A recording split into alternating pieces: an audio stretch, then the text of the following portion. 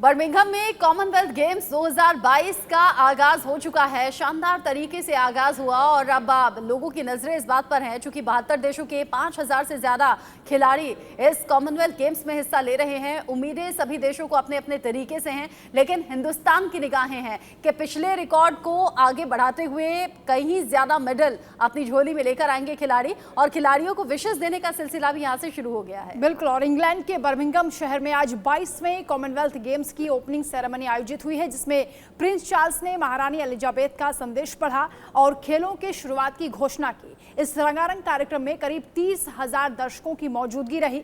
अब 11 दिनों तक दुनिया के 72 देशों के 5,000 से ज्यादा एथलीट जलवा दिखाते हुए नजर आएंगे और खेलों के इस महाकुंभ में भारत के भी 213 खिलाड़ी हैं जो 16 खेलों में शिरकत करेंगे। भारत 18वीं बार इस खेल में हिस्सा ले रहा है। देश के खिलाड़ियों ने 1930 में, 1950 में, 1962 में और 1986 में कॉमनवेल्थ गेम्स में हिस्सा नहीं लिया था। भारतीय दल की एंट्री के साथ ही स्टेडियम गूंज उठा।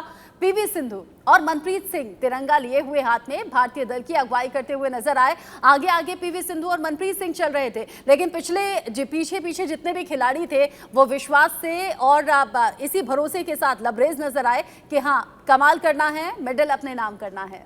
बिल्कुल, 213 खिलाड़ी हैं भारत के जो इस बार खेल के इस मैदान में उतर रहे हैं और सबसे बड़ी उम्मीदें हैं।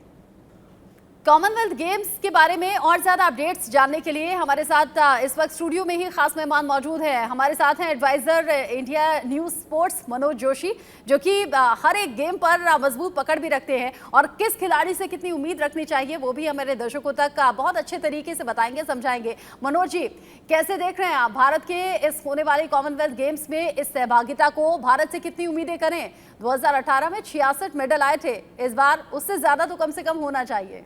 देखिए रचना, इस बार जो काम है बहुत चैलेंजिंग हो गया है, और खासकर ये देखते हुए कि शूटिंग को इस बार शामिल नहीं किया गया है। एक ऐसे खेल को जिसमें भारत को खूब सारे पदक मिलते थे, थोक में पदक मिलते थे, इस बार शूटिंग नहीं है, नीरज चोपड़ा नहीं है, तो इससे भारत का काम थोड़ा सा मुश्किल ज़रूर हो गया है। लेकिन अच्छी बात ये, हमारी नज़रें टिकी रहेंगी हॉकी के खेल पर, जिसमें भारत को पिछली बार भारतीय टीम गोल्ड कोस्ट में खाली हाथ लौटी थी, लेकिन इस बार भारत 2 पदकों की यहाँ उम्मीद कर सकता है। इसकी भरपाई होगी, महिला कुश्ती में भरपाई होगी, क्योंकि वहाँ केवल एक पदक, भारत को एक स्वर्ण पदक हासिल हुआ था पिछली बार विनेश फोगट के रूप में, तो यहाँ पर भी हमारे पदक कुछ बढ़ सकते हैं। और इसके अलावा अगर अन्य खेलों की बात करें तो टेबल टेनिस है, बॉक्सिंग है, और तो और भारोत्तोलन, वेट लिफ्टिंग, जिसमें बहुत ज़्यादा भार रहता है, उम्मीदों का भार रहता है करोड़ों भारतीयों का, और उसमें क्योंकि भारत का प्रदर्शन एशियाई स्तर पर उतना शानदार नहीं रहा, एक भी गोल्ड नसीब नहीं हुआ एशियाई खेलों में, लेकिन कॉमनवेल्थ गेम्स में 43 गोल्ड मेडल हमें वेट लिफ्टिंग में अब तक मिल चुके हैं